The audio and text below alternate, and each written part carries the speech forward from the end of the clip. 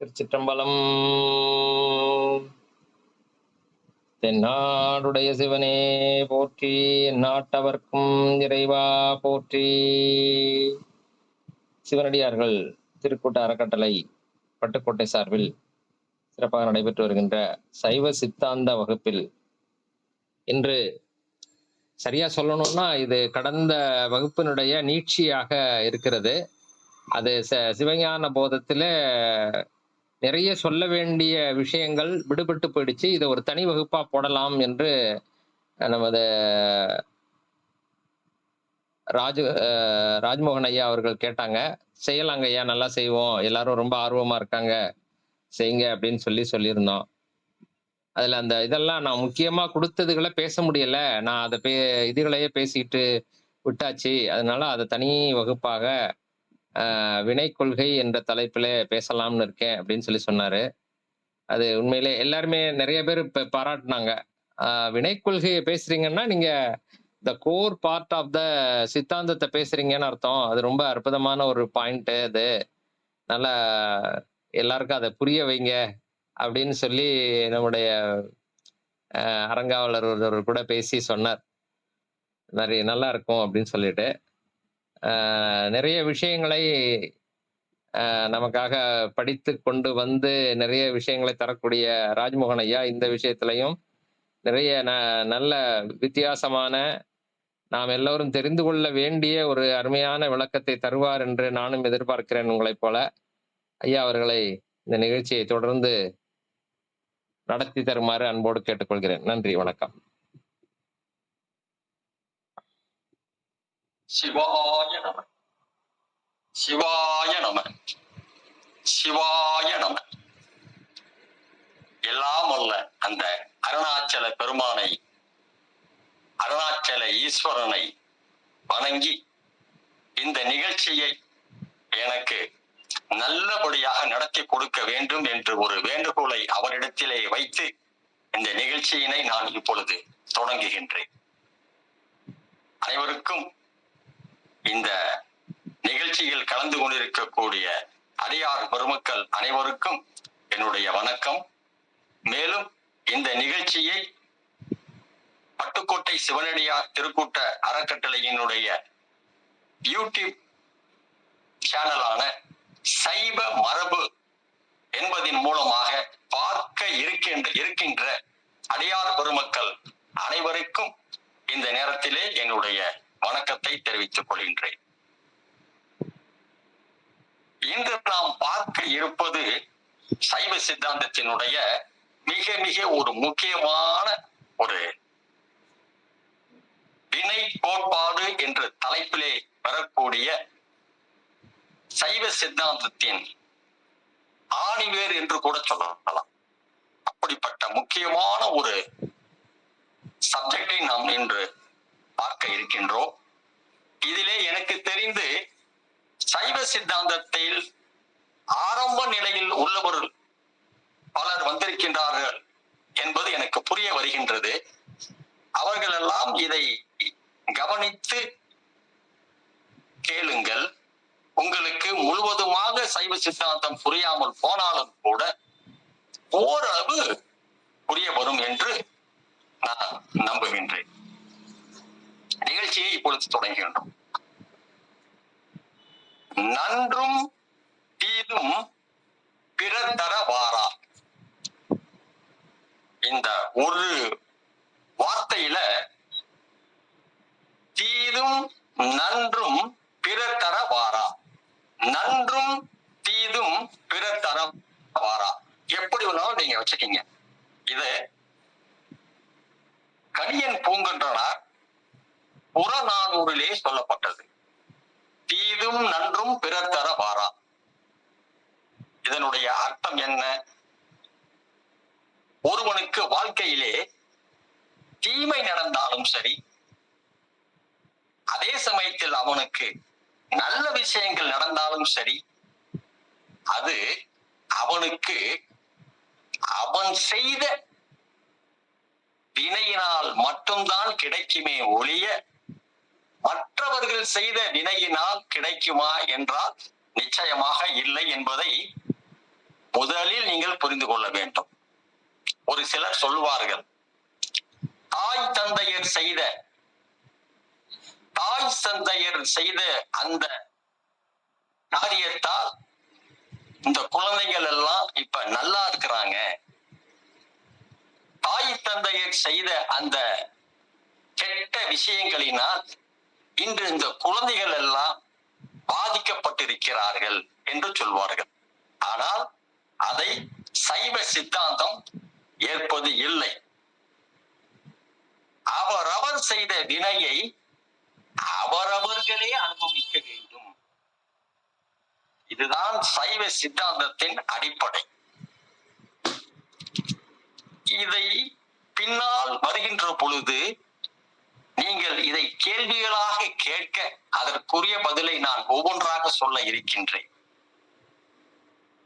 ஏனென்றால் ஒரு சிலர் கேட்கலாம், அவர்கள் தாய் தந்தையர்கள் மிகவும் நல்ல பல விஷயங்களை செய்த காரணத்தால் தானே இன்று அவர்களுடைய குழந்தைகள் நன்றாக இருக்கின்றன.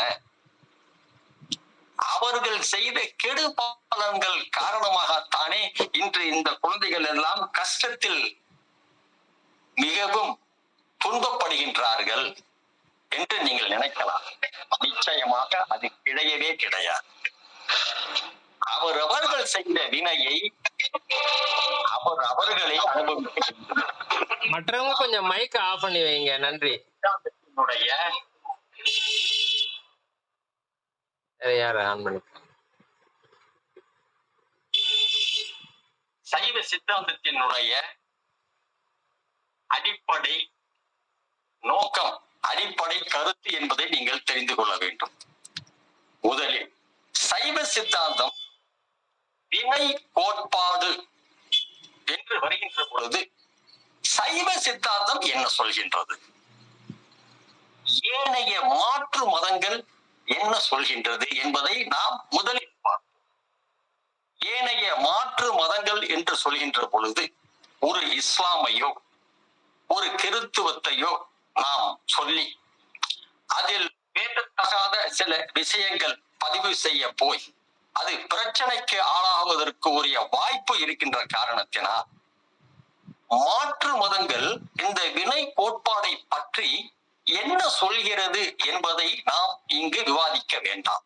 ஆனால் அதே சமயத்தில் வைணவத்தில் கிட்டத்தட்ட இந்த சைவ சித்தாந்தம் என்ன சொல்கின்றதோ அதை வைணவம் ஓரளவுக்கு சொல்கின்றது. அதை மட்டும் நாம் இங்கு கோடு காட்டி விட்டு செல்லலாம் என்று நினைக்கின்றேன். வைணவம் என்ன சொல்கிறது என்றால், ஒருவர் தீவினைகள் செய்தால் அவர்களுக்கு கெடுபலன் வந்து சேரும், நல்வினைகள் செய்தால் அவர்களுக்கு இன்பமும் சந்தோஷமும் வந்து சேரும். அவரவர்கள் செய்த வினைகளுக்கு ஏற்ப அவரவர்கள் சந்தோஷத்தையோ அல்லது துன்பத்தையோ அனுபவிப்பார்கள் என்று வைணவம் சொல்கின்றது. அது மட்டுமல்லாமல் வைணவம் ஆனது அதற்கும் ஒரு மேற்படி சென்று ஒரு கருத்தினை பதிவு செய்கின்றது. என்ன கருத்து என்றால், உன்னுடைய கடமையை செய், பலனை எதிர்பார்க்காதே. இது எங்கேயோ கேட்டது போல இருக்கும் உங்களுக்கு. கீதையிலே சொல்லப்பட்ட வாசகம், கடமையை செய், பலனை எதிர்பார்க்காதே. பலனை எதிர்பார்க்கவில்லை என்றால் அந்த பலனை எங்கு யாரிடம் சென்று விடுவது? அந்த பலனை இறைவனிடத்திலே சென்று விட்டுவிடு. உன்னுடைய கடமையை மட்டும் செய் என்று வைணவம் கூறுகிறது. கிட்டத்தட்ட சைவ சித்தாந்தம் இதனுடன் ஓரளவு ஒத்து போகின்றது. இதிலே ஒரு சிறிய ஒரு உதாரணத்தை நான் சொல்ல ஆசைப்படுகின்றேன். மகாபாரத யுத்தம் நடைபெறப் போகின்றது. ஒரு பக்கத்திலே துரியோதனனுடைய படைகள் இருக்கின்றன, மறுபக்கத்திலே தர்மருடைய பாண்டவர்களுடைய படைகள் இருக்கின்றன. போர் ஆரம்பிக்கின்ற அந்த நேரத்தில் அர்ஜுனன், நான் போருக்கு தயாராக இல்லை, எதிரில் நிற்கின்ற இருக்கின்ற அத்துணை பேர்களும் என்னுடைய குரு, என்னுடைய உடன் பிறந்தவர்கள், என்னுடைய சித்தப்பா, பெரியப்பா, இப்படி அனைத்து உறவினர்களும் நிற்கின்றார்கள். இந்த உறவினர்களுக்கு எதற்காக நான் போர் புரிந்து என்ன சாதிக்கப் போகின்றேன் என்று சொல்லி தன்னுடைய கையில் இருந்த காண்டிபத்தை கீழே போட எத்தனைக்கின்றான். அந்த நேரத்திலே கிருஷ்ண பரமாத்மா அவரை அழைத்து அந்த நேரத்திலே அவனுக்கு உபதேசம் செய்ததுதான் பகவத்கீதை. அந்த பகவத்கீதையிலே அவர் ஒவ்வொரு அத்தியாயத்திலும் அர்ஜுனனுக்கு ஒவ்வொன்றாக போதித்துக் கொண்டு வருகின்றார். அறம் என்றால் என்ன, பாவ செயல்கள் என்பது என்ன, கர்மம் என்றால் என்ன, யோகம் என்றால் என்ன, ஞானம் என்றால் என்ன, இறைவனை எப்படி நாம் அடைய வேண்டும், இப்படி பலவிதமான விஷயங்களை ஒவ்வொன்றாக சொல்லிக் கொண்டு வந்து கடைசியிலே 18வது அத்தியாயத்திலே ஒன்று சொல்கின்றார். அர்ஜுனா, இதுவரையில் உனக்கு நான் என்னென்ன சொன்னேனோ அனைத்தையும் மறந்துவிடு.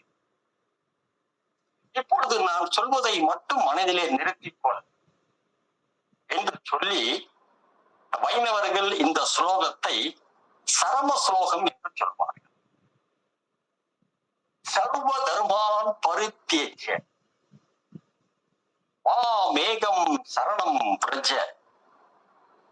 அகம் துவா சர்வ பாவேப்யோ மோக்ஷயிஷ்யாமி மா சுஷக என்று ஒரு ஸ்லோகத்தை சொல்கின்றார். இந்த ஸ்லோகத்தினுடைய அர்த்தம் என்னவென்றால், அர்ஜுனா, இதுவரையிலே நான் உனக்கு பல விஷயங்களை சொன்னேன். நீ அந்த விஷயங்கள் அனைத்தையும் மறந்துவிட்டு என்னையே நீ கதி என்று சரணாகதி அடைவாயேயானால் அனைத்தையும் நான் பார்த்துக் கொள்வேன் என்று கிருஷ்ணர் சொல்ல, அர்ஜுனன், கிருஷ்ணா, எனக்கு அனைத்தும் புரிந்து விட்டது, நல்ல தெளிவாக நீ அனைத்தையும் விளக்கி சொல்லிவிட்டாய், இனி எனக்கு எந்த பிரச்சனையும் இல்லை, நான் போருக்கு தயார், சங்கை முழங்கு, தேவை செலுத்து என்று சொல்லி போருக்கு தயாராகிவிட்டான் அர்ஜுனன். அடியார் பெருமக்களே, இந்த இடத்தில் சற்று யோசித்து பாருங்கள். பகவான் சொன்னது என்ன? என்னை சரணடை, நான் பார்த்துக் கொள்கின்றேன் என்று சொன்னார். ஆனால் அர்ஜுனன் செய்தது என்ன? போருக்கு தயாரானான். போருக்கு தயாராகிவிட்டான்.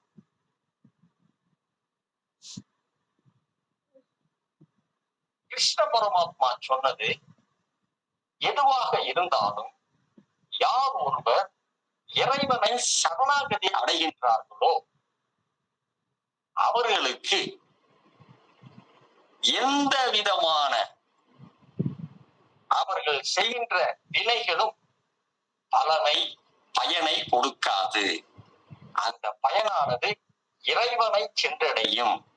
இதைத்தான் ஒரே வார்த்தையில் கடமையை செய், பலனை எதிர்பார்க்காதே என்று சொல்லப்பட்டது.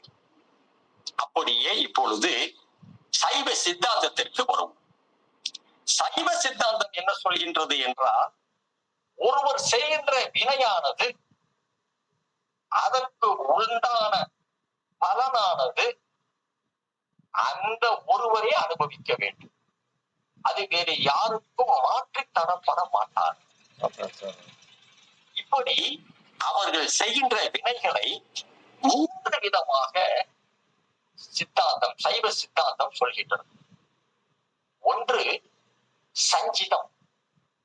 இந்த சஞ்சிதம் என்றால் அந்த உயிர்கள் பல பிறவிகளை எடுத்து வினைகளை செய்து செய்து செய்து அதற்குரிய பலனை சேர்த்து கொண்டே வரும் அல்லவா, அந்த வினைகள் சேர்த்து கொண்டே வரும் அல்லவா, அப்படி சேர்த்து வைக்கப்பட்ட அந்த வினைகளின் தொகுப்புதான் சஞ்சிதம் என்பது. ஒரு உயிரானது உடலிலே பொருத்தப்பட்டு இந்த உலகுக்கு பிறவி எடுக்கின்ற பட்சத்திலே இறைவன் என்ற சூப்பர் கம்ப்யூட்டர், அதனால்தான் அவனை பேராற்றல் கொண்டவன் என்று சொல்கின்றோம். அந்த உயிர் செய்த வினை தொகுப்பிலிருந்து சில வினைகளை எடுத்து இந்த பிறவியில் நீ அனுபவித்து வா என்று அனுப்புவார். அவர் எடுத்த அந்த வினைகளுக்கு ஏற்றவாறு அந்த உயிருக்கு உடம்பு கொடுக்கப்படும். இதிலே ஒரு சூட்சுமம் இருக்கின்றது. என்ன சூட்சுமம்? அப்படி எடுக்கப்பட்ட வினைகளானது, உதாரணத்திற்கு ஒரு 100 வினைகளை இறைவன் எடுக்கிறார் என்று வைத்துக் கொள்வோம். அதிலே 75 வினைகள் நல் வினைகளால், 25 வினைகள் தீவினைகள். அப்ப 75 வினைகள் நல்வினைகள் இருக்கின்ற காரணத்தினால் இந்த பிறப்பிலே அவன் இன்பத்தை அனுபவிக்க வேண்டும். 25 வினைகள் மிகவும் குறைவாக உள்ள இந்த வினைகளுக்கு அவன் துன்பத்தை அனுபவிக்க வேண்டும். இன்பத்தை அனுபவிப்பதற்கு உரிய உடம்பானது அவனுக்கு தரப்படும். இப்படி குவித்து வைக்கப்பட்ட அந்த வினை தொகுப்பிலிருந்து சிறிது வினைகளை எடுத்து இந்த பிறவியில் நீ அனுபவி என்று கொடுக்கின்றார் அல்லவா, அந்த வினைகளுக்கு பிராரத்த வினை என்று. பிராரத்த வினை என்றால் ஒரு உயிரானது இந்த பிறவியில் அனுபவிக்கக்கூடிய வினை. அந்த வினை எங்கிருந்து எடுக்கப்பட்டது? சஞ்சிதம் என்று ஒரு பெரிய வினை தொகுப்பு அந்த உயிர் சேர்த்து வைத்ததல்லவா, அதிலிருந்து எடுக்கப்பட்டதுதான் இந்த பிராரத்த வினை. இங்கே உங்களுக்கு ஒரு கேள்வி எழலாம். சைவ சித்தாந்த அறிஞர்களுக்கும் இந்த கேள்வி எழுந்தது, எனக்கும் இந்த கேள்வி எழுந்தது. பிராரத்த வினை என்பது இந்த பிறவியில் ஒரு உயிரானது அனுபவிக்கக்கூடிய, அனுபவிக்க வேண்டிய, அனுபவித்த வினைகளைத்தான் பிராரத்த வினை என்று சொல்கின்றோம். அப்படி இருக்கும் பொழுது இந்த பிறவியிலேயே ஒரு உயிரானது ஒரு வினைகளை செய்ய, அந்த வினை மிகவும் ஒரு தீவினையாக இருக்கக்கூடிய பட்சத்தில் அந்த வினையினுடைய பலனை அடுத்த பிறவிக்கு இறைவன் தள்ளி போடாமல் அந்த பிறவியிலேயே அனுபவிக்குமாறும் சில நேரங்களில் செய்வான். அப்படி செய்யக்கூடிய பட்சத்திலே பிராரத்த வினை என்பது ஏற்கனவே சஞ்சித வினை தொகுப்பிலிருந்து கொண்டு வந்ததோடு மட்டுமல்லாமல் இந்த பிறவியிலும் அவன் செய்த ஒரு சில வினைகள் இந்த பிறவியிலேயே அனுபவிக்க வேண்டிய ஒரு கட்டாயமோ ஒரு சூழ்நிலையோ ஏற்பட்டால் அதையும் நாம் பிராரத்தமாக தான் சேர்க்க வேண்டும். ஏனென்றால் சைவ சித்தாந்தமானது ஒரு உயிரானது ஒரு பிறவி எடுத்த பிறகு அந்த பிறவியில் செய்யக்கூடிய வினைகளை எல்லாம் ஆகாமியம் என்ற பெயரிலே அடுத்த பிறவிக்கு கொண்டு செல்லும். ஆனால் அந்த ஆகாமிய வினைகளில் ஒரு சில வினைகள் இந்த பிறவியிலேயே அவன் அனுபவிக்க வேண்டிய சூழ்நிலை வந்தால் அந்த வினையும் பிராரத்தத்திலே சேர்க்கப்படும் என்பதை அடியார் பெருமக்கள் புரிந்து கொள்ள வேண்டும். அதற்காகத்தான் இதை நான் உங்களுக்கு விளக்கி சொல்கின்றேன். இப்படி சைவ சித்தாந்தமானது வினைகளை 3 விதமாக சொல்கின்றது. 1 சஞ்சிதம், 2 பிராரத்தம், 3 ஆகாமியம். சஞ்சிதம் என்பது ஒரு உயிரானது பல பிறவிகளில் செய்த வினைகள்.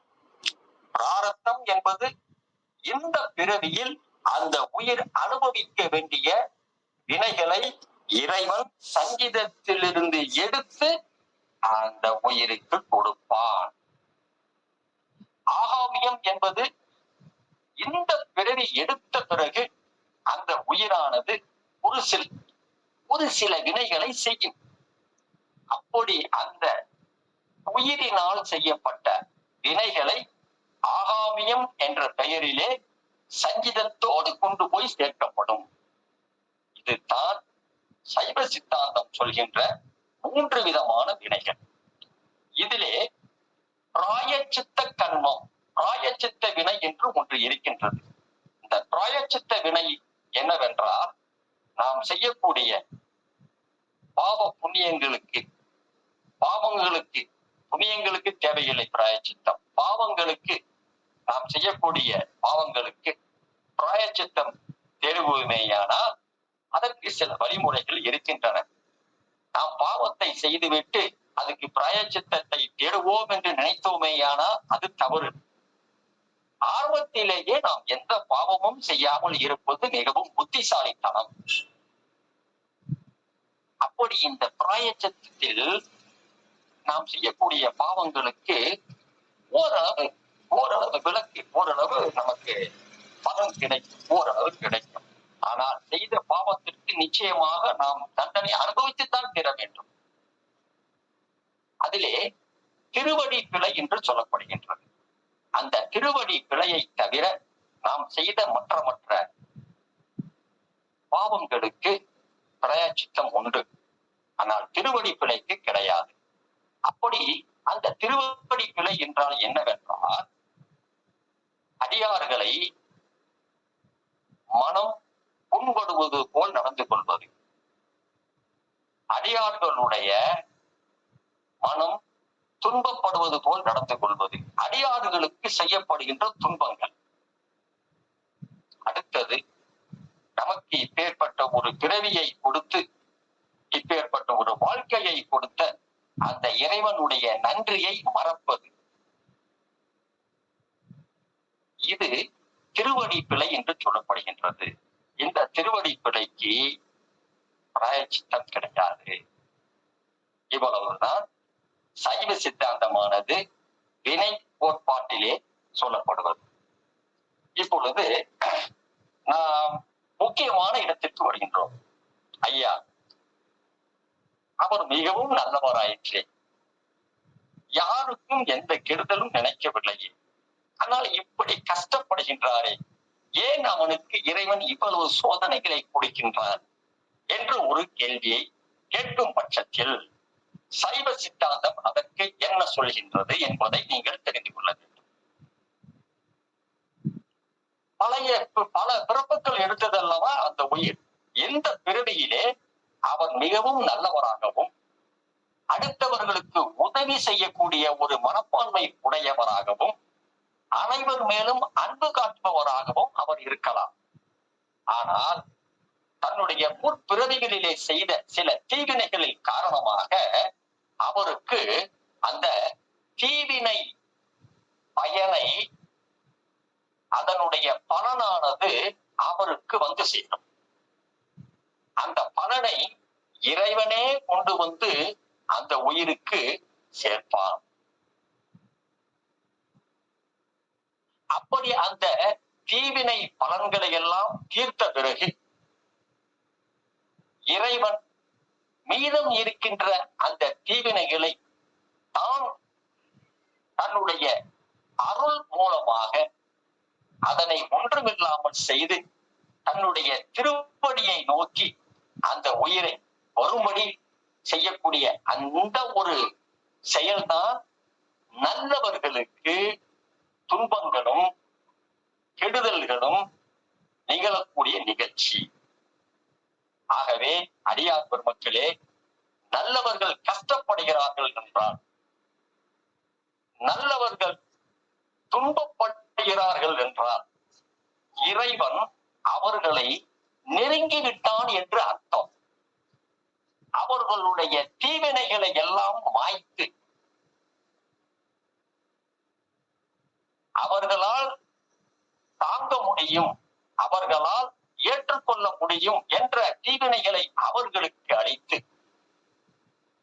மிக கொடிய தீவினைகளை தன்னுடைய அருளாற்றல் காரணமாக அதை ஒழித்து தன்னுடைய திருவடியை நோக்கி அந்த உயிரை வர செய்வதனுடைய முதல் படிதான் நல்லவர்களுக்கு கஷ்டமும் துன்பமும் வருகின்றது என்பதை அடியார்கள் தயவு செய்து புரிந்து கொள்ளுங்கள். அடுத்தது, சார், இவர் மிகவும் கெட்டவர், பல கெடு செயல்களை செய்தவர், பல குடும்பங்களை கெடுத்தவர், பலருடைய வாழ்க்கையிலே இவர்கள் இன்னதான் செய்ய வேண்டும் என்று அல்லாமல் பலவிதமான துன்பங்களை விளைவித்தார். ஆனால் அவர் நன்றாக இருக்கின்றாரே, செல்வ செழிப்போடு இருக்கின்றாரே, சந்தோஷமாக இருக்கின்றாரே என்று நீங்கள் ஒரு கேள்வியை கேட்கலாம். அதற்கும் நான் என்ன சொல்கிறேன் என்றால், அவர்கள் முற்பிறப்பிலே அவர்கள் செய்த நல்வினை காரணமாக இப்பிறப்பிலே அவர்களுக்கு நல்ல பலன்களை இறைவன் கொடுப்பான். ஆனால் இப்பிறப்பிலே அவர்கள் செய்த அந்த தீவினைகளுக்கு சில நேரங்களில் இந்த பிறப்பிலும் அவர்கள் அந்த துன்பத்தை அனுபவிக்கக்கூடிய ஒரு கட்டாயம் ஏற்படலாம். அப்படி இல்லை என்றால் அடுத்த பிறவியில் அவர்கள் நிச்சயமாக கஷ்டத்தை அனுபவிப்பார்கள் என்பதை நீங்கள் புரிந்து கொள்ள வேண்டும்.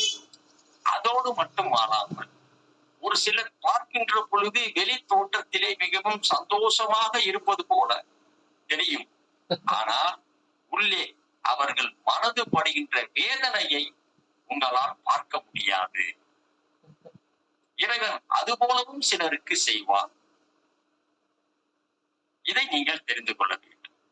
அடுத்ததாக ஒரு கேள்வி.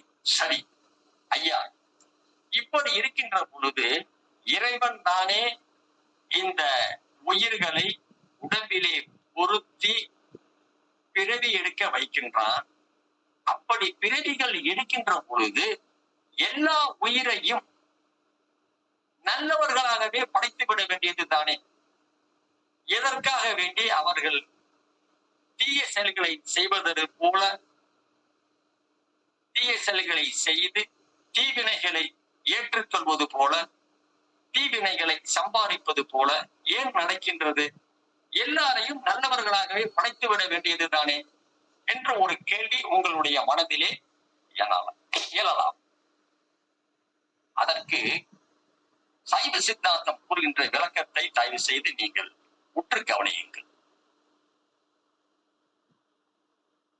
இறைவனானவன் உயிர்களுக்காக வேண்டி இந்த உலகத்தை படைக்கின்றான். அப்படி படைக்கின்ற பொழுது அந்த உயிர்களுக்கு இச்சா சக்தி, ஞான சக்தி, கிரியா சக்தி எப்படி இறைவனுக்கு இந்த 3 சக்திகளும் உண்டோ அதே போல உயிர்களுக்கும் இந்த சக்தியை படைக்கின்றான். இந்த சக்தியை படைப்பது யார்? இறைவன் இறைவி மூலமாக, பராசக்தி மூலமாக இதனை உயிர்களுக்கு கொடுக்கின்றான். அதே போல உயிர்களுக்கு எப்படி இந்த சக்தியினை கொடுத்தானோ அதே போன்று உயிர்களோடு சேர்ந்து இருக்கின்ற மலங்களாகிய ஆணவம், கர்மம், மாயை, இதிலே ஆணவம் என்பது உயிரோடு சேர்ந்திருக்கும். மாயையும் கர்மமும் இறைவனை ஆதாரமாக கொண்டு இருக்கும். இதற்கு சக்தியை கொடுப்பது யார்?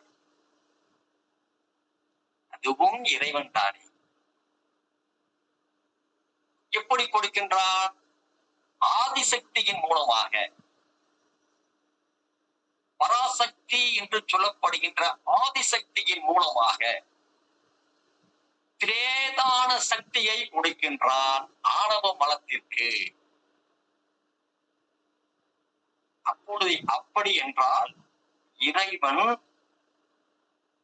உயிர்களுக்கு கொடுக்கக்கூடிய சக்தியும் ஆணவ மலம் என்று சொல்லப்படுகின்ற ஆணவம், கர்மம், மாயை, பாசம், மனங்கள் என்று சொல்லப்படுகின்ற இந்த மூன்றுக்கும் கொடுக்கக்கூடிய சக்தியும் சமமாக இருக்கின்றது.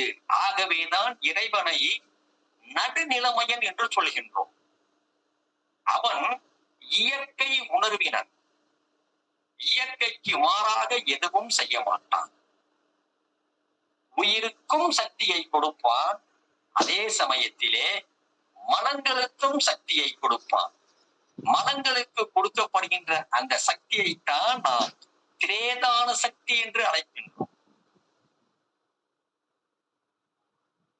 இப்படி உயிர்களுக்கும் மனங்களுக்கும் தன்னுடைய இறைவி மூலமாக, பராசக்தி மூலமாக சக்தியை அளிக்கின்றார். அளித்த பிறகு என்ன நடக்கின்றது? உயிர்கள் அதனுடைய நிலைமைக்கு ஏற்றவாறு நன்மையையோ தீமையையோ செய்து அந்த பலனை அனுபவிக்கின்றது. இந்த செயலிலே இறைவனுடைய குறுக்கீடு இருக்கவே இருக்காது. ஏன் இருக்காது? கேளுங்கள், ஒரு கேள்வியை கேளுங்கள். ஏன் இருக்காது? ஏனென்றால் இறைவனுடைய 8 குணங்களில் ஒன்று இயற்கை உணர்வினர். இயற்கைக்கு எதிராக இறைவன் செயல்பட மாட்டான். ஒன்று. அப்படி இயற்கை உணர்விற்கு எதிராக செயல்பட்டு இந்த உயிர்களுக்கு சாதமாக ஒன்று செய்வானேயானால் அது ஆணவ மனத்திற்கு அவன் அளித்தான் அல்லவா திரேதான சக்தி. அதற்கு எதிராக அவனே செயல்படுவது போல் ஆகிவிடாதா? இறைவன் நடுநிலைமையன் தானே, எல்லாருக்கும் பொதுவானவன் தானே. உயிருக்கும் பொதுவானவன், மனத்திற்கும் பொதுவானவன். உயிரினுள்ளும் அவன் இருக்கின்றான், மனத்தினுள்ளும் அவன் இருக்கின்றான். உயிர்களை, எல்லா உயிர்களையும் நல்ல செயல்களை செய்ய வேண்டுமாறு அவன் பணித்தானே. ஆனால் ஆணவ மனத்தினுடைய வலு எங்கே போனது? ஆணவ மனம்தானே அந்த உயிர்களை தவறான பாதையில் கொண்டு செல்கின்றது, அறியாமையை உண்டு பண்ணுகின்றது, இறைவனை மறைக்கின்றது. ஆகவேதான் இறைவன் இருவருக்கும், உயிர்களுக்கும் மனத்திற்கும் சக்தியை கொடுத்து விட்டு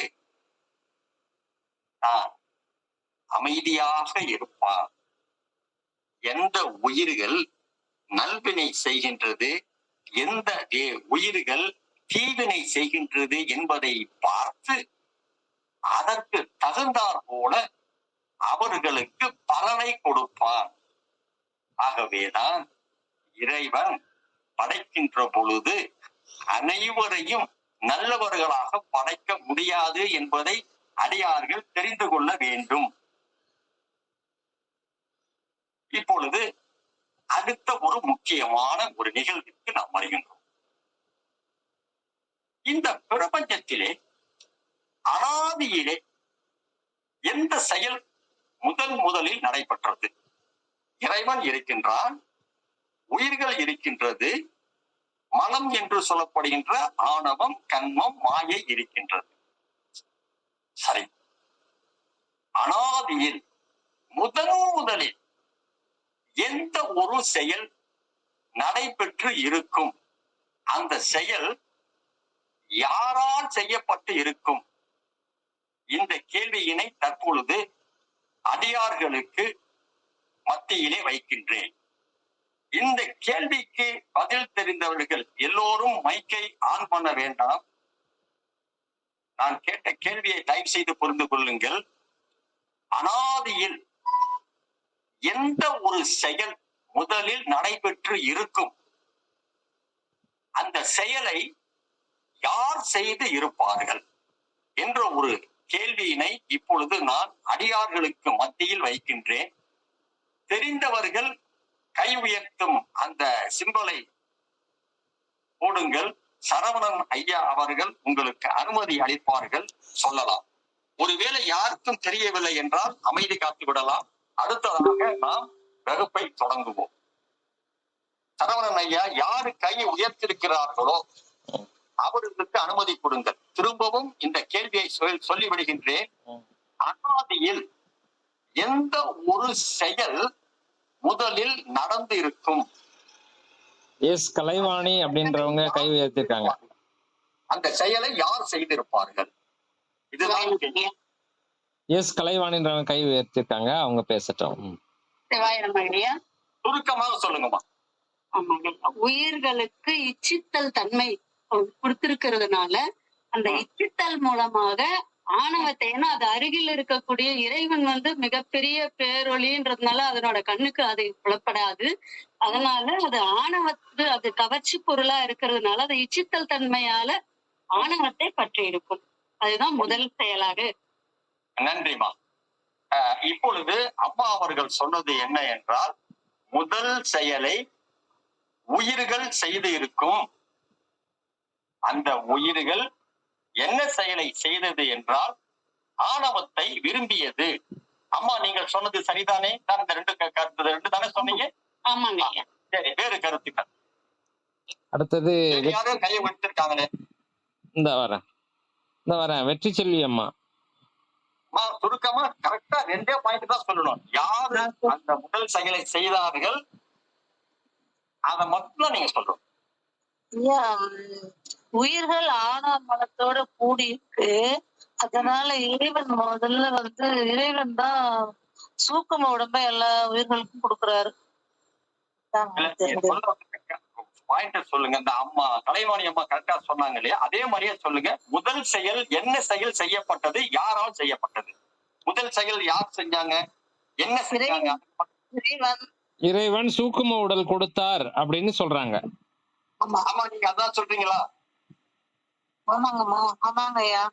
ஓகே, நீங்க இது பண்ணிக்கலாம். வேற யாரு கையை ஒட்டிருக்காங்க?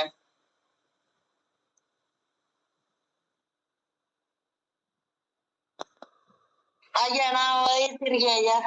நீங்க நான் கேட்டதுக்கு 2 பதில் தான். முதல் செயல் யாரால் செய்யப்பட்டது, அது என்ன செயல்? இறைவனால் உயிர்களை படைக்கப்பட்டது. இறைவன் உயிர்களை படைத்தார். இல்ல, சைவ சித்தாந்தத்துல உயிர்களை யாரும் படைக்கவில்லை, அப்படி சொல்லக்கூடாது. நீங்க சொல்றது உலகத்தை படைத்தான்னு சொல்ல வரீங்களா? ஆமா, உலகத்தை இறைவன் படைத்தான்னு சொல்றீங்க ஐயா. சரி, ஓகே. அடுத்தது 4வது நம்பரை யாரும் கை தூக்கி இருக்காங்க போல இருக்கு. ரமணி மணிவண்ணன். அம்மா கேள்விய புரிஞ்சுக்கீங்க. முதல் செயல் என்ன, அது யாரால் செய்யப்பட்டது? சொல்லுங்க. சிவாயனம் ஐயா. பெருமான் உலகை படைத்தார். பெருமான் செய்யப்பட்டது. அந்த செயலானது உலகத்தை படைத்தார். அவ்வளவுதான். வேற யாராவது? அவ்வளவுதாங்க ஐயா. இப்பொழுது இந்த கேள்விக்குரிய விடையினை நாம் இப்பொழுது சற்று ஆராய்ந்து பார்க்க இருக்கிறோம். கேள்வி என்ன? அனாதி காலத்திலே இந்த உயிர்களா அல்லது அனாதி என்று சொல்லப்படுகிறது பதி பசு பாசம், அனாதியிலே செய்யப்பட்ட முதல் செயல் என்ன? அந்த முதல் செயலானது இறைவனால் செய்யப்பட்டதா, உயிர்களால் செய்யப்பட்டதா, ஆணவத்தால் செய்யப்பட்டதா, அல்லது மாயையினால் கர்மத்தினால் செய்யப்பட்டதா? இது முதல் கேள்வி. 2வது, அப்படி அது செய்யப்பட்ட செயல் என்ன? இந்த 2 தான். இந்த 2ற்கு உரிய பதிலினை இப்பொழுது பல அடியார்கள் வியக்கத்தக்க முறையிலே மிக நல்ல அற்புதமாக சொல்லி இருக்கின்றார்கள். ஆனால் நாம் சாத்திர நூல்கள் என்ன சொல்லுகின்றன? திருவுந்தியார், திரு கலிற்றுப்படியார், சிவஞான போதம், சிவஞான சித்தியார், 20 உண்மை விளக்கம், சிவப்பிரகாசம், திருவருட்பயன், போற்றி பகருடை, நெஞ்சி வீடு தூது, கொடிக்கவி, உண்மை நெறி விளக்கம், நெஞ்சு வீடு தூது, இப்படி பல சாத்திர நூல்களில் இருந்து எடுக்கப்பட்ட கருத்துக்களுடைய சாராம்சத்தை இப்பொழுது நான் உங்களுக்கு கொடுக்க இருக்கின்றேன். நான் சொல்லக்கூடிய கருத்துக்கு யாரிடமாவது வேற்று கருத்து இருந்தாலோ மாறுபட்ட கருத்து இருந்தாலோ தாராளமாக நீங்கள் தெரிவிக்கலாம். அடியேன் சொல்கின்ற கருத்தோடு நீங்கள் ஒத்து போக வேண்டும் என்ற அவசியம் இல்லை. எடுக்கப்பட்ட கருத்துக்களினுடைய சாராம்சத்தை மட்டுமே நான் தர இருக்கின்றேன். முதலில் இறைவனுடைய நிலை என்ன? சொரூப நிலை. இறைவன் சொரூப நிலையில் இருந்தான். எதற்காக வேண்டி தடத்த நிலைக்கு வந்தான் அவன்? அனாதியில் முதலில் ஒரு செயல் செய்யப்பட்டது என்றால் அந்த ஒரு செயலானது இறைவனால் செய்யப்பட்டது. என்ன செயல் செய்தான் அப்படி அவன்? அவனுடைய கருணையினால் இந்த உயிர்கள் ஆணவ மலத்திடம் சிக்கி தவித்துக் கொண்டிருக்கின்றதே, இந்த உயிர்கள் ஆணவ மலத்தினுடைய அறியாமையில் சிக்கி தவித்துக் கொண்டிருக்கின்றதே, இதற்கு ஒரு வழிகாட்ட வேண்டும். இந்த உயிர்களை தன்னிடத்திலே வரவழைத்துக் கொள்ள வேண்டும். தன்னுடைய திருவடியிலே அந்த உயிர்களுக்கு இடம் கொடுக்க வேண்டும் என்று ஒரு விருப்பம் அவன் மனதிலே ஏற்பட்டது. இதுதான் அனாதி காலத்தில் செய்யப்பட்ட முதல் செயல். சாத்திர நூல்கள் இப்படித்தான் சொல்லுகின்றது. அப்படி அவன் அந்த ஆணவ மலத்தில் இருந்து அந்த உயிரை விடுவித்து தன்னிடத்திலே கொண்டு சேர்ப்பதற்காக வேண்டி தன்னை தாரகமாக தன்னை ஆதாரமாக கொண்டு இருக்கக்கூடிய மாயையையும் கண்மத்தையும் அந்த உயிரோடு சேர்த்து உலகத்தை படைத்து அந்த உயிர்களை பக்குவப்படுத்தி தன்னிடத்திலே சேர்ப்பதற்குரிய முயற்சியை எடுத்தான் அல்லவா? அந்த செயல்தான் அனாதியில் முதலில் செய்யப்பட்ட செயல்.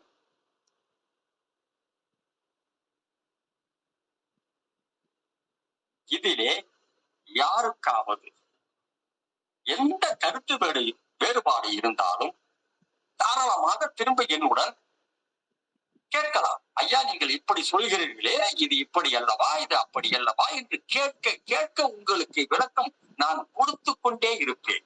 உங்களுக்கும் அந்த சந்தேகம் தீர்ந்து கொண்டே இருக்கும். சரி, அடுத்தது ஆன்மாவினுடைய முதல் செயல் எது? ஆன்மாவினுடைய முதல் செயல் எது? கலைவாணி அம்மா சொன்னார்கள் அல்லவா, ஆணவத்தின் மேல் விருப்பம் கொண்டு அந்த ஆணவத்தின் ஓடு அந்த உயிர் சேர்ந்தது. இறைவனை பார்க்க முடியாமல் இறைவனுடைய பெரிய ஜோதியினை அந்த உருவத்தினை காண முடியாத ஒரு தகுதி இல்லாத காரணத்தினால் ஆணவத்தோடு அது சேர்ந்தது என்று அவர்கள் சொன்னார்கள்.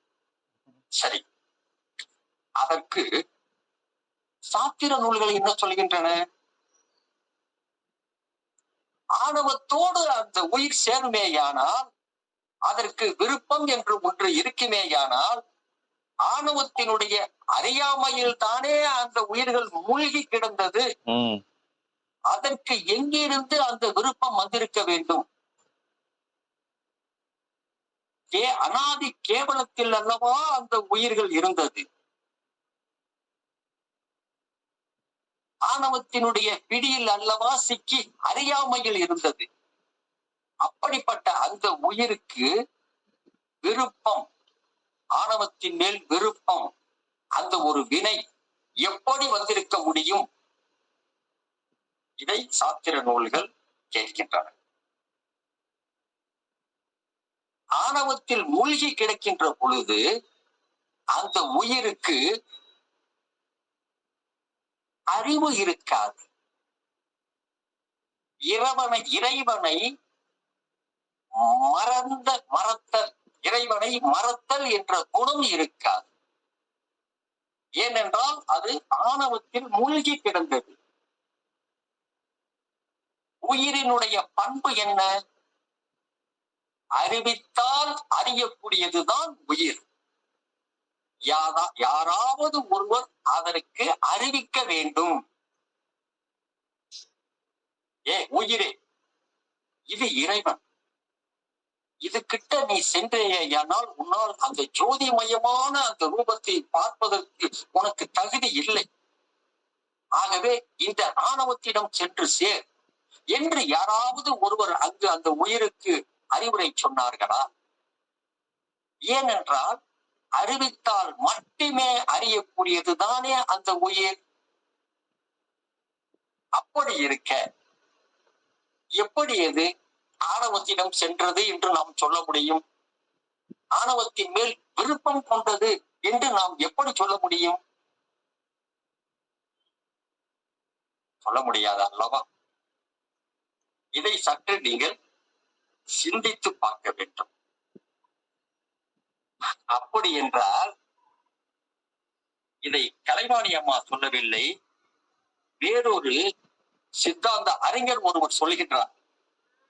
ஆணவத்தில் அழுந்தி கிடக்கும் ஆன்மாவிற்கு ஞான சக்தி, கிரியா சக்தி, இச்சா சக்தி மூன்றும் இருக்கும். ஆனால் இந்த ஆணவம் ஞான சக்தியையும் கிரியா சக்தியையும் மட்டும்தான் கட்டுப்படுத்தி வைத்திருக்கும். ஆனால் அதற்கு இச்சா சக்தி செயல்படும் என்று ஒரு சித்தாந்த வல்லுநர் சொல்லுகின்றார். அப்படி ஒரு வேளை அந்த இச்சா சக்தி செயல்படும், விருப்பம், இச்சா சக்தி என்றால் விருப்பம், ஆணவத்தின் மேல் அது கொள்ளக்கூடிய விருப்பம் செயல்பட்டு ஆணவத்தின் மேல் அது ஆசை கொண்டது என்று சொல்வேனே. ஆனால் ஆணவத்தினுடைய வலிமை எங்கே போனது? ஆணவத்திற்கு பராசக்தியானவள் திரேதான சக்தியை அளித்திருக்கின்றாள் அல்லவா? அதை மீறி என்ன செய்ய முடியும் உயிர்களா என்ற ஒரு கேள்வியையும் சாத்திர நூல்கள் கேட்டு அதற்கு பதிலை சொல்கின்றது.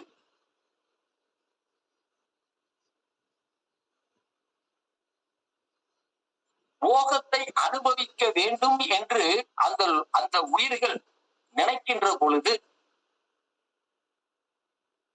போகத்தை அனுபவிக்க வேண்டுமானால் அதற்கு உலகம் தேவைப்படும், கருவி கரணங்கள் தேவைப்படும். இதை பற்றி எல்லாம் அந்த உயிர்களுக்கு யார் சொன்னது? தெரியாது. அறிவித்தால் மட்டுமே அறியக்கூடிய அந்த உயிருக்கு இதையெல்லாம் யார் சொன்னது?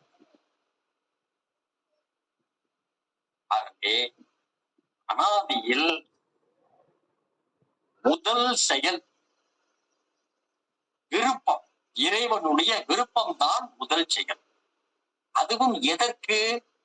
அவனுடைய கருணை.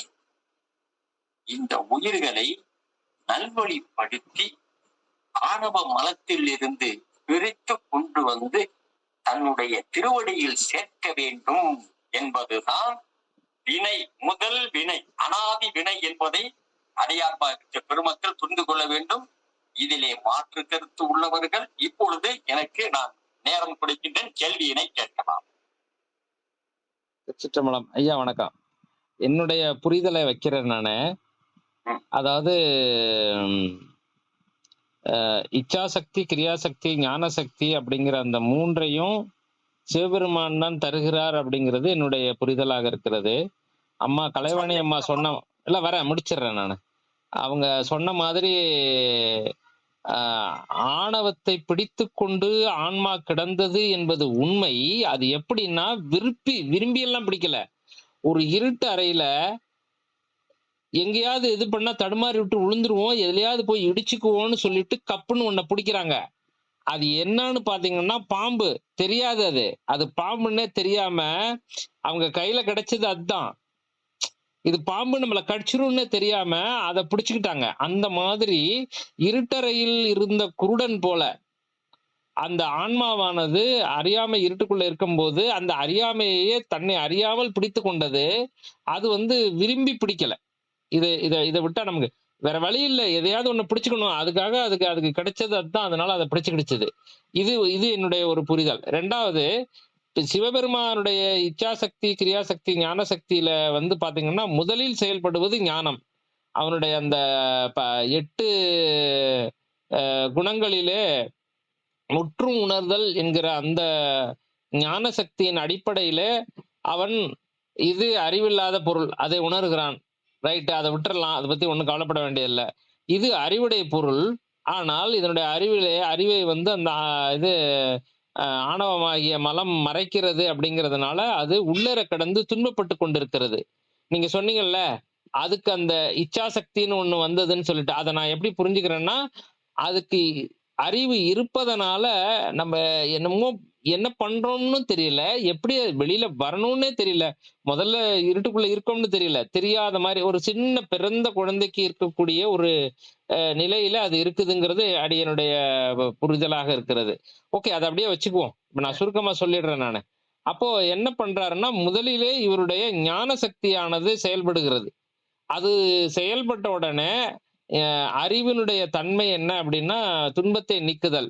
அறிவினால் ஆகுவது உண்டோ பிரிதின் நோய் தன்னோய் போல் போற்றாக்கடை அப்படின்னு திருவள்ளுவர் சொன்ன மாதிரி அறிவினுடைய இதே துன்பத்தை நீக்குதல். அவருக்கு துன்பமே கிடையாது. ஏன்னா அவர் முழுமையான அறிவு பொருளா இருக்கிறாரு. அதனால அவருக்கு துன்பமே கிடையாது. இதனுடைய துன்பத்தை நீக்க வேண்டும் என்கிற அந்த அறிவினுடைய தன்மை, ஞானத்தினுடைய தன்மை பெருங்கருணையாக வெளிப்படுகிறது. அவருக்கு பெரிய அளவற்ற கருணை உடையவன். அதனால அந்த கருணையானது வெளிப்பட்டு அதற்கு பிறகுதான் அவைகளை எப்படியாவது கொண்டுட்டு வரணுங்கிற இச்சாசக்தி வருது. அப்போ முதல்ல அவர்கிட்ட ஞான சக்தி, அடுத்தது இச்சாசக்தி, அது கிரியாசக்தியா கன்வெர்ட் ஆகுது. ஆனா நமக்கு என்ன பண்றாருன்னா முதல்ல அவர் இச்சாசக்தியை கொடுக்குறாரு. அதுக்கு என்ன கிரியையே இல்லாம கிடக்கு. இந்த இதுகளை எல்லாம் கொடுத்து முதல்ல இச்சாசக்தியை கொடுக்குறாரு. அது அந்த இச்சாசக்தியினுடைய அடிப்படையில தான் கிரியையை பண்ணி கிரியையினுடைய அடிப்படையில ஞானத்தை பெறுகிறது. இதுதான் என்னுடைய புரிதல். அப்போ முதல்ல என்ன நடந்தது அப்படின்னு பாத்தீங்கன்னா, ஈவன் 36 தத்துவங்கள் உருவாகி வருகின்ற போதே கூட 100% ஞானமாக இருக்கக்கூடிய நாதம் தான் முதலிலே வருகிறது. அந்த தடத்த நிலைக்கு அவர் இறங்கும் போதே ஞான வடிவாகத்தான் இறங்குறாரு. ஆனா இந்த கருத்தும் இருக்கிறது, நான் கேள்விப்பட்டிருக்கிறேன். இச்சையினுடைய அடிப்படையிலேயே தான் கீழே இறங்குறாரு. ஆனா இறங்கி செயல்பாட்டுக்கு வருகின்ற போது முழுமையான ஞானமாக 100% ஞானமாக நாதமாக வெளிப்பட்டு நாதத்திலிருந்து 100% கிரியையாக விந்து ஆனது வெளிப்படுகிறது. அப்புறமா 50-50 அதாவது 50% ஞானம் 50% கிரியையாக இது சதாசிவமும், அடுத்தது 25% ஞானம் 75% இதுவாக மகேஸ்வரராகவும், அப்புறம் அப்படி சொல்லுங்க.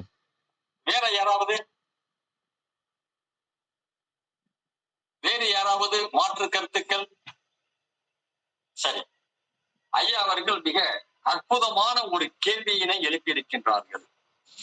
இந்த கேள்வி அவருக்கு மட்டுமல்ல, இந்த நிகழ்ச்சியை பார்த்து கொண்டிருக்கக்கூடிய அடியார் பெருமக்கள் அனைவருக்கும் ஒரு மிகப்பெரிய ஒரு விளக்கத்தை கொடுக்க இருக்கின்றது. அதோடு மட்டுமல்லாமல் யூடியூப்ல பார்க்க இருக்கிறவர்களுக்கும் ஒரு விளக்கத்தை கொடுக்க இருக்கின்றது. ஐயா கேட்ட முதல் கேள்வி, இருட்டு இருக்கின்றது, தடுமாறி விழப்போகின்றது, அப்பொழுது ஏதோ ஒன்று அது கைக்கு கிடைக்கின்றது, அதை பிடித்துக் கொள்கின்றது. அதுதான் ஆணவம் என்று தெரியாமல் அது பிடித்துக் கொண்டது என்று முதலாவது அவர் கேள்வியினை கேட்டிருக்கின்றார். ஐயா சரியா நீங்க நான் சொன்னது? இல்ல கேள்வி இல்ல, என்னோட கருத்தை வச்சிருக்கேன். கருத்து வந்து சரியா? நீங்க சொன்ன கருத்தை நான் சரியா சொல்லிட்டேனா? ஆமா ஆமா. இதற்குரிய விளக்கத்தை அடியார் பெருமக்களுக்கு இப்பொழுது நான் கொடுக்க இருக்கின்றேன். நான் என்றால் நான் அல்ல, சிவஞான முனிவர் மாபாடியத்திலிருந்து கொடுக்க இருக்கின்றார் இதற்கு உரிய விளக்கத்தை. சிவஞான போதம் மாபாடியத்திலே சிவஞான முனிவர் இந்த ஆணவத்தை பற்றி சொல்கின்ற பொழுது, எப்படி நெல்லிலே உமி இருந்ததோ, எப்படி செம்பிலே களிம்பு இருந்ததோ, அதே போல உயிர் என்று இருந்ததோ அன்றே அந்த ஆணவமும் அதோடு இருந்தது. இதனால்தான் அந்த ஆணவ மனத்தை சகச மனம் என்றும், பின்னால் இறைவனால் கூட்டுவிக்கப்படுகின்ற மாயையையும் கண்மத்தையும் ஆகந்துக மலம் என்றும் தன்னுடைய மாபாடியத்திலே அவர் குறிப்பிட்டிருக்கின்றார். இந்த உயிரானது தெரிந்தோ தெரியாமலோ போய் ஆணவத்திடம் சிக்கிக் கொள்ளவில்லை, அதுவும் போகவில்லை, ஆணவமும் வந்து பிடித்துக் கொள்ளவில்லை. ஆனால் செம்பிலே களிம்பு இருந்ததை போல, பூவிலே மனம் இருந்ததை போல, இப்படி பல உதாரணங்களை சொல்லிக்கொண்டே போகலாம். அனாதி காலத்திலேயே நன்றாக புரிந்து கொள்ளுங்கள், அனாதி காலத்திலேயே அந்த உயிரும் ஆணவமும் சேர்ந்து இருந்தது என்று மாபாடியத்தில் சிவஞான முனிவர் தெரிவித்திருக்கின்றார்.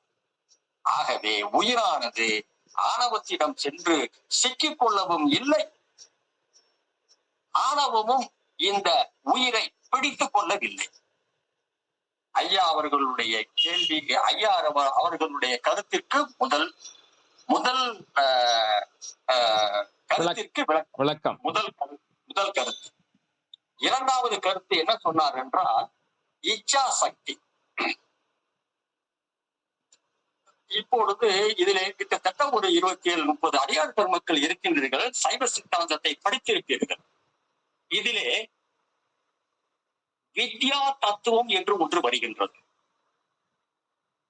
அந்த வித்யா தத்துவத்திலே மாயை, காலம், நியதி, கலை, வித்தை, அராகம், புருடன் என்று வருகின்றது. இதிலே ஏற்கனவே நான் ஒரு முறை சொன்னேன், அராகம் என்பது என்ன? உயிர்களுடைய இச்சா சக்தியை தூண்டுவது. ஏற்கனவே அந்த உயிருக்கு இச்சா சக்தி இருந்திருக்குமேயானால் எதற்காக வேண்டி இறைவன் சிவ தத்துவத்திற்கு பிறகு படைக்கப்பட்ட அந்த வித்யா தத்துவத்தில் அராகம் என்று சொல்லப்படுகின்ற அந்த தத்துவத்தை படைக்கின்றார்? அதற்கு காரணம் என்ன? ஏற்கனவேதான் இச்சா சக்தி இருக்கின்றதே. அப்படி இச்சா சக்தி இருந்திருக்குமேயானால் இந்த அராகம் என்ற ஒரு தத்துவத்தை படைத்திருக்க வேண்டிய அவசியம் இல்லையே. முன் வகுப்புகளில் நான் ஒரு முறை இதை பதிவு செய்திருந்தேன். பிறந்த குழந்தையானது பால் குடிக்க வேண்டும். பிறந்த குழந்தையானது அழுகின்றது. இந்த இச்சையானது, பால் குடிக்க வேண்டும் என்ற இச்சையானது அந்த குழந்தைக்கு எப்படி ஏற்பட்டது என்றால், இந்த வித்யா தத்துவத்தில் இருக்கக்கூடிய அராகம் என்ற தத்துவத்தின் மூலமாக அதற்கு ஏற்பட்டது என்பது என்ற விளக்கத்தை நான் கொடுத்திருக்கின்றேன்.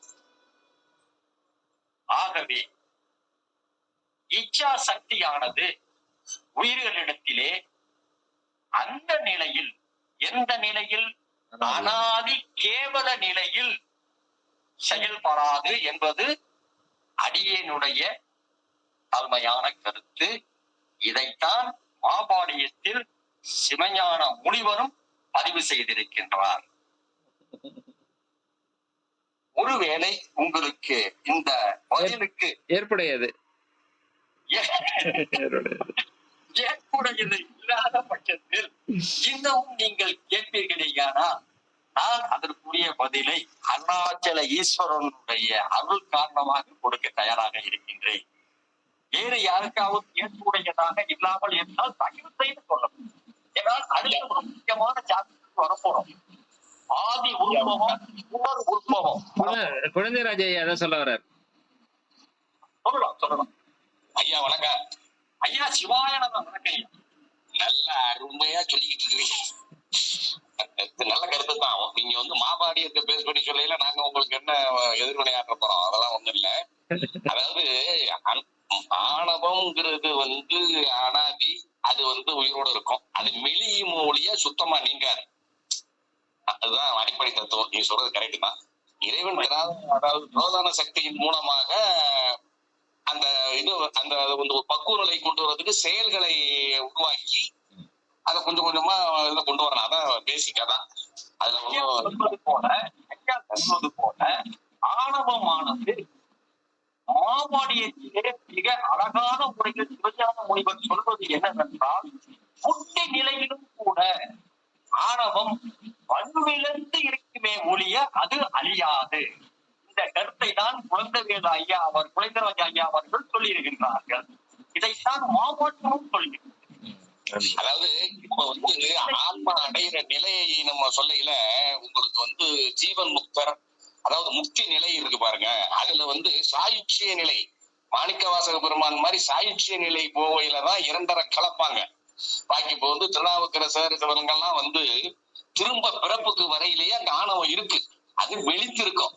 அதனாலதான் சுந்தரமூர்த்தி சுவாமிகள் திரும்ப எடுத்து வர்றாரு.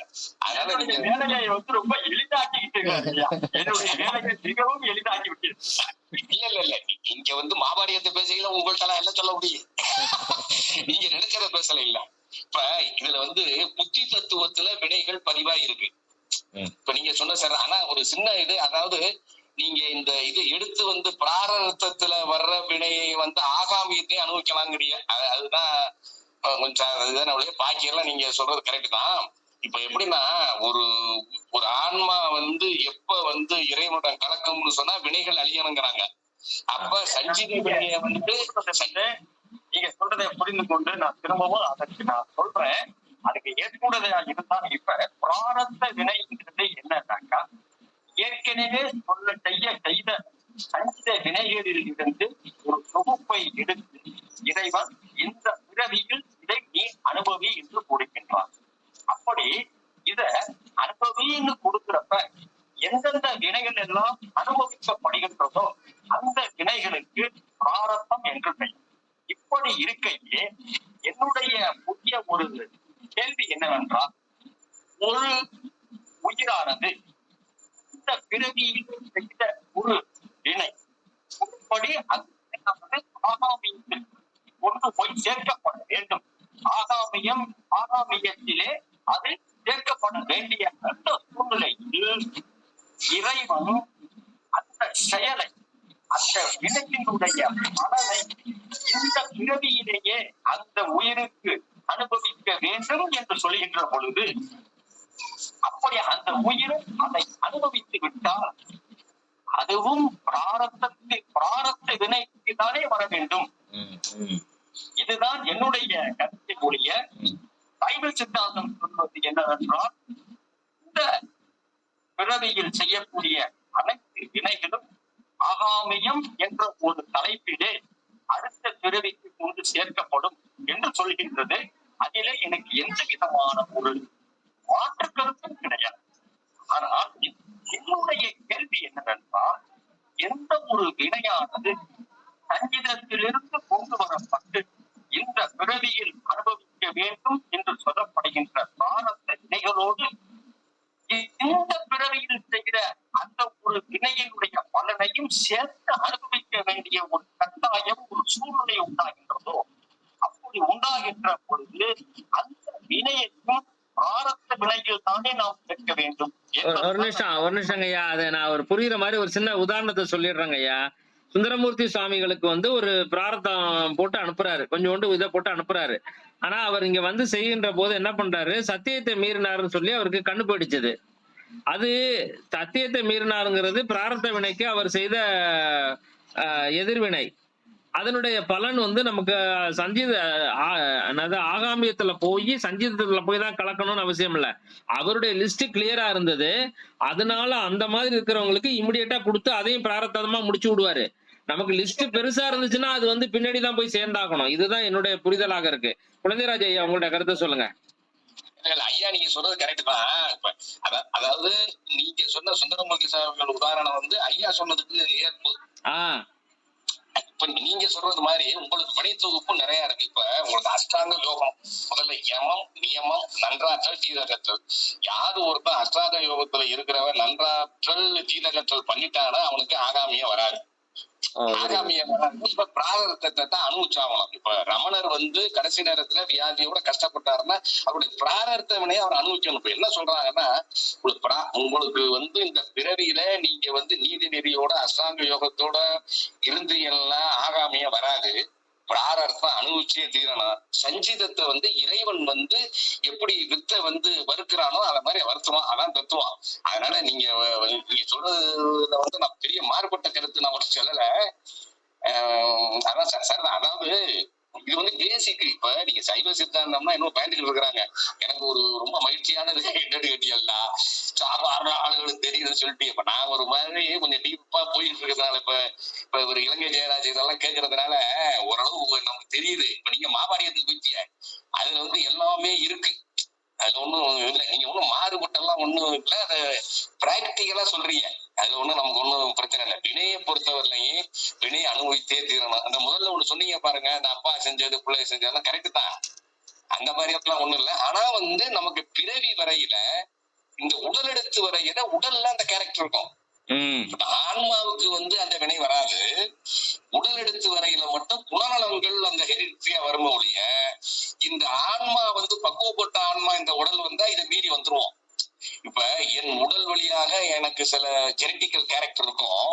ஆனா என்னுடைய ஆன்மா பக்குவப்பட்ட ஆன்மான்னா அந்த ஜெனட்டிக்கல் கேரக்டர் படியே நான் என்னுடைய கோபம், அதாவது ஒரு முரட்டான பாத்தீங்கன்னா சில முரட்டுத்தனமான கொலை பண்ற குடும்பத்திலேயே ஒரு பெரிய ஞானிகள் வருவான். எப்படி வருவான்னா ஆன்மா பக்குவப்பட்டுடுச்சு. இந்த உடல்ல அவனுக்கு வர்ற ஜீன் மூலமா இது வருது. இப்ப சிலது உதாரணம், இப்ப நம்ம அந்த இவர் முத்தியாவதியார் எடுத்துக்கிட்டீங்கன்னா, நம்ம இதே தெரிஞ்சு சொல்றேன்னு, அந்த ஊர்ல வந்து ரொம்ப விகரசா உள்ள ஒரு குடும்பத்திலேருந்து வந்தவர் அவரு. ஆனா அவர் பக்குவப்பட்ட ஆன்மாங்கிறதுனால வள்ளலாற்ற போய் சேர்ந்துட்டாரு, சைவ சித்தாந்தத்துக்கு சேர்ந்துட்டாரு. நான் கூட நினைக்கிறது அந்த கம்யூனிட்டியில வர்றவங்க இவ்வளவு சாதா இருப்பாங்களா அப்படின்னு. ஆனா அதையும் மீறி அவர் ஒரு பக்குவப்பட்ட ஆன்மா. இது ஒரு உதாரணத்துக்கு சொல்றேன், கொஞ்சம் தெரிஞ்ச மாதிரி. அதனால இது வந்து எளிமையா இப்ப நீங்க சைவ சித்தாந்தம் புரிய வைக்கிறீங்க. அதுல எனக்கு மட்டற்ற மகிழ்ச்சி.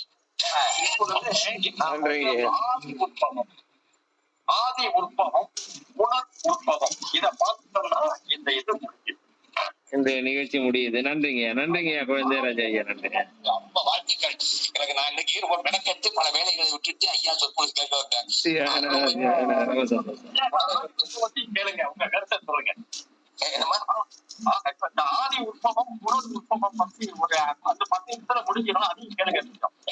நான் கேக்குறேன், ஆனா நான் தான் இன்ட்ரெஸ்டா போகல. இப்பதான் நான் ஒரு மாணத்தை. இப்பொழுது வந்து ஆதி உற்பவம் சாத்திர நூல்களில் வந்து இந்த எல்லா சாத்திர நூல்களும் புனர் உற்பவத்தை பற்றி மட்டும்தான் பேசுகின்றது. ஆனால் மாபாடியமும் போற்றி பகருடை, உமாபதி சிவாச்சாரியார் எழுதிய போற்றி பகருடை, இந்த 2 நூல்களும் ஆதி உற்பவத்தை பற்றி சற்று விளக்கமாக சொல்கின்றன. ஆதி உற்பவம் என்பது முதலில் அனாதியில் இந்த உலகத்தை தோற்றுவித்தது. உயிர்களுக்காக இந்த உலகத்தை தோற்றுவித்து உயிர்களை அதற்காக வேண்டும் உடம்பை படைத்தது. உணர் உற்பவம் என்பது என்னவென்றால், சில யுகங்கள், சில பிரபஞ்சங்கள், புவனங்கள் அழிந்து பிறகு திரும்பவும் அந்த புவனங்கள் தோற்றுவிக்கப்படுவது. இது புனர் உற்பவம். இது 2ஆம் முறை, 3ஆம் முறை, 4ஆம் முறை என்று வருவது புனர் உற்பவம். ஆனால் ஆதி உற்பவம் என்பது அனாதி காலத்தில் தோற்றுவிக்கப்பட்டது. இதிலே உங்களுக்கு ஒரு சந்தேகம் வரலாம். அனாதி காலத்தில் ஒரு உயிரானது தோற்றுவிக்க அந்த உலகத்தில் அல்லது உலகத்திலே இருக்கக்கூடிய அந்த உடம்பில் பொருத்தப்பட வேண்டுமேயானால் இறைவன் அதை எப்படி நிகழ்த்தி இருப்பான்? தன்னுடைய கருணையினால் முதலில் உயிர்களுக்கு என்ன தருகின்றான்?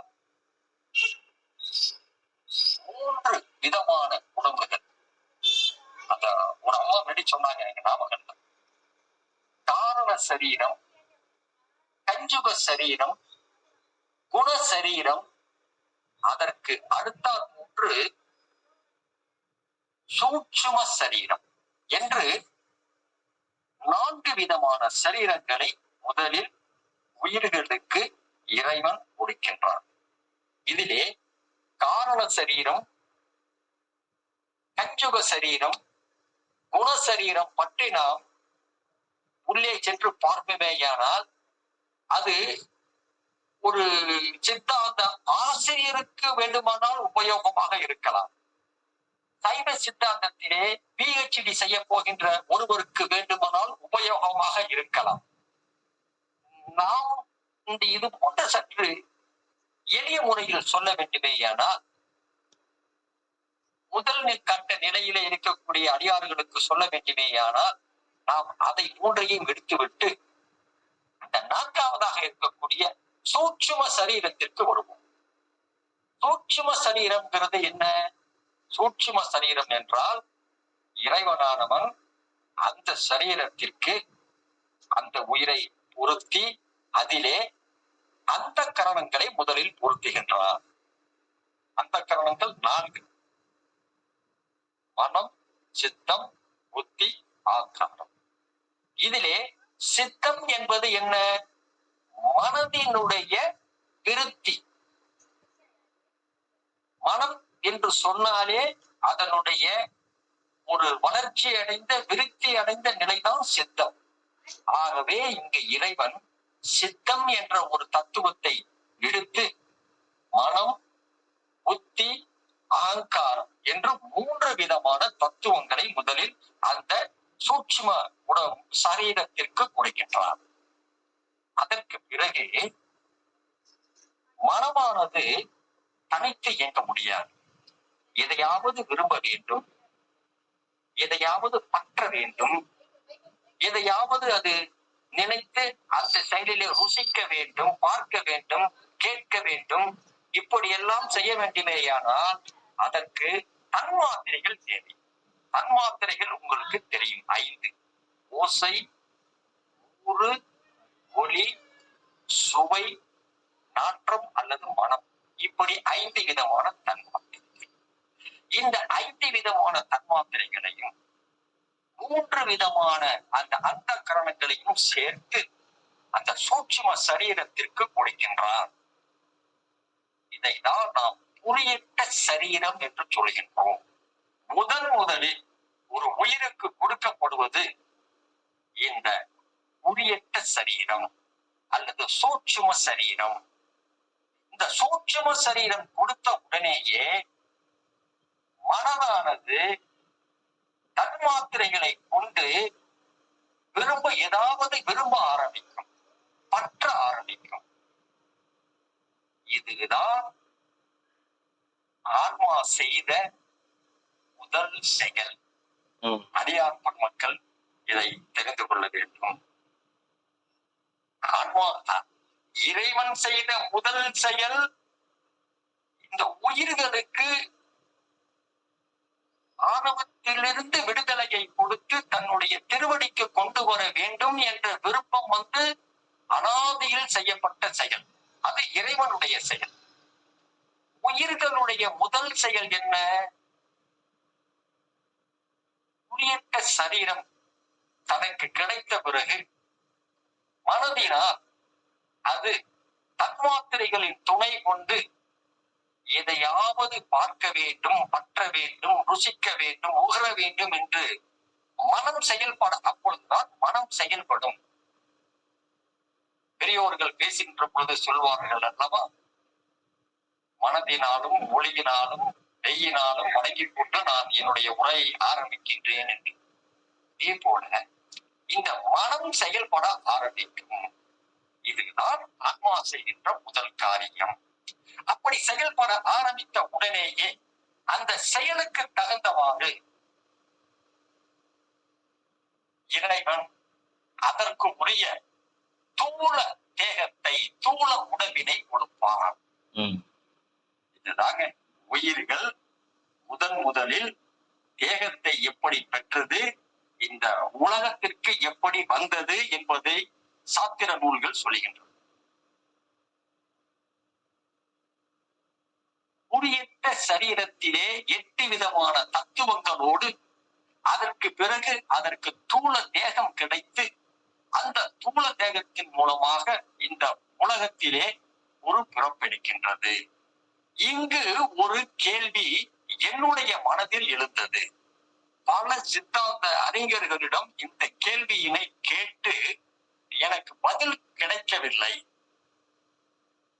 இந்த கேள்வியினை திரும்ப திரும்ப திரும்ப திரும்ப நான் கேட்டு அதற்குரிய பதிலை நானே அதை வரவழைத்துக் கொண்டேன். என்னுடைய கேள்வி என்னவென்றால், இப்படி தூள தேகம் ஒரு உயிருக்கு பூட்டுகின்ற பொழுது, பொருத்துகின்ற பொழுது, ஏதாவது ஒரு தாயினுடைய வயிற்றில் கருவில் தானே அந்த உடம்பு பிறந்து வளர வேண்டும். அப்படி என்றால் ஒரு கரு உண்டாவதற்கு ஒரு ஆணும் பெண்ணும் தேவை அல்லவா? இந்த தூள தேகம் இறைவனால் கொடுப்பதற்கு முன்பாக ஏற்கனவே ஒரு தாயும் ஒரு தந்தையும் இருந்தார்களா? இதற்கு சற்று விளக்கம் சொல்லுங்கள் என்று நான் பல சித்தாந்த அறிஞர்களிடமும், நான் பெயரை குறிப்பிடவில்லை, பெரிய பெரிய அறிஞர்களிடமெல்லாம் கேட்ட பொழுது அவர்கள் சற்று அமைதி காத்தார்கள். தூள தேகம் கொடுத்தாகிவிட்டது. குறியிட்ட தேகத்திலிருந்து மனம் என்ற தத்துவத்தினால் அந்த உயிரானது கர்மத்தை செய்ய ஆரம்பித்து விட்டது. அந்த கர்மத்திற்கு வினைக்கு ஏற்றவாறு தூள தேகமானது இறைவனால் அந்த உயிருக்கு பொருத்தப்படுகின்றது.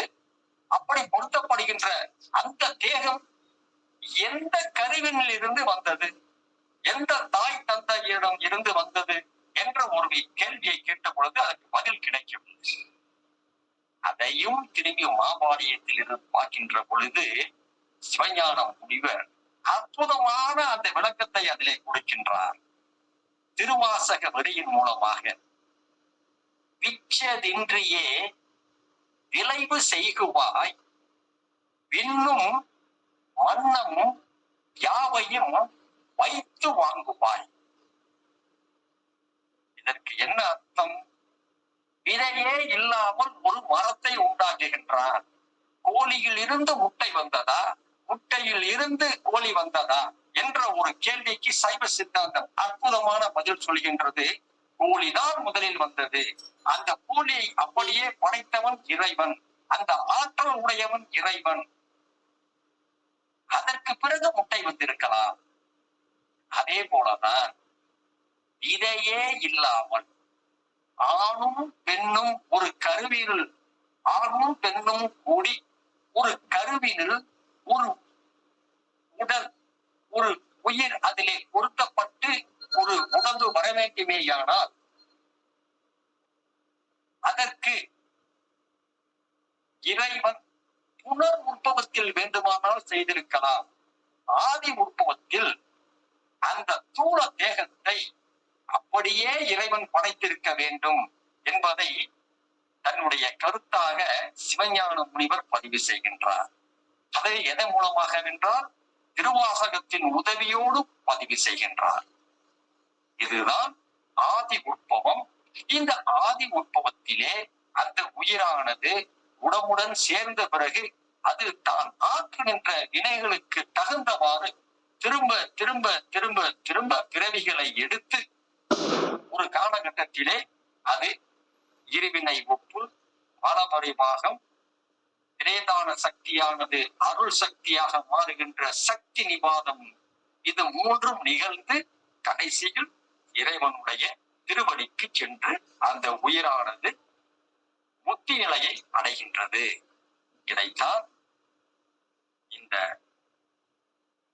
இறைவன் செய்யக்கூடிய முதல் அனாதியில் அவன் செய்த அந்த விருப்பம் கடைசியில் ஏதோ ஒரு காலகட்டத்தில் அந்த உயிர்களுக்கு நிறைவேறுகின்றது என்று சொல்லி, இந்த வகுப்பிலே வேறு சில கருத்துக்களோ அல்லது மாற்று கருத்துக்களோ அல்லது சந்தேகங்களோ இருந்தால் தற்பொழுது கேட்கலாம் என்று சொல்லி நான் இப்பொழுது அடியார்களுக்கு மத்தியில் நான் இந்த வகுப்பை விடுகின்றேன்.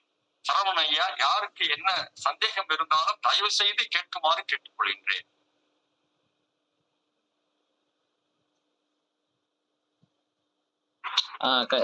எனக்கு ஒரு சந்தேகம் ஐயா. ஐயா, எனக்கு ஒரு சந்தேகம். ஆதாமையும் ஏவாளையும் படைச்சாரு இறைவன் சொல்றாங்களே ஐயா, அது உண்மையா ஐயா? அவங்க மூலியமா உயிர்களை கொடுத்தாரு. சொல்றமா, அது மாற்று மதமான கிறித்துவத்தில் கிறிஸ்டியானிட்டியில சொல்லப்படுகின்ற கருத்து. நாம் அதை பற்றி கருத்துக்கள் ஏதாவது தற்பொழுது பதிவு செய்து விடுவோமேயானால் அது பல பிரச்சனைகளுக்கு ஆளாகலாம்.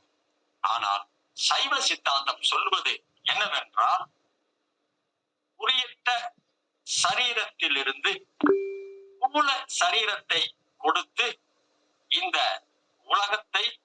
உலகத்தில் இருக்கக்கூடிய அந்த இன்பங்களை எல்லாம் உயிர்கள் அனுபவிக்கும்படியாக செய்து கடைசியில் என்னை நீ சேர் என்று சொல்வதாக சாத்திர நூல்களும் சைவ சித்தாந்தமும் சொல்கின்றது. மாற்று மதம் சொல்லக்கூடிய அந்த கருத்திற்கு நாம் செல்ல வேண்டாம் என்பது அடியனுடைய தாழ்மையான கருத்து. ரொம்ப நன்றிங்க ஐயா, புரியும்படியா சொன்னீங்க. ரொம்ப நன்றிங்க ஐயா. அடுத்தது சுமதி முருகேசன் அம்மா கை உயர்த்திருக்காங்க. உங்களோட கேள்விகளை கேட்கலாம். சொல்லுங்க ஐயா. வினைக்கேற்ற உடம்பு வரும்னு சொல்றீங்க ஐயா. இந்த முதல் உற்பவம் வந்துச்சு இல்லைங்கய்யா, அப்ப அந்த உடம்புக்கு எந்த வினையுமே இருந்திருக்காது ஐயா. அப்ப எந்த வினையை வச்சுயா அந்த உடம்ப படைச்சாரு? இந்த மாதிரி கேள்விகள் கேட்கின்ற பொழுதுதான் உங்களுக்கு சித்தாந்தம் புரியும். என்ன சொன்னாக்கா, புரியட்ட தேகம், அந்த புரியட்ட தேகம்ங்கிறது சூட்சும சரீரம். அதுதான் முதல் உடம்பு. முதல் உடம்பு என்று சொல்லப்படுவது சைவ சித்தாந்தத்திலே 4 விதமான உடம்புகளை சொல்வார்கள். காரண சரீரம், கஞ்சுக சரீரம், குண சரீரம், சூட்சும சரீரம். இது 4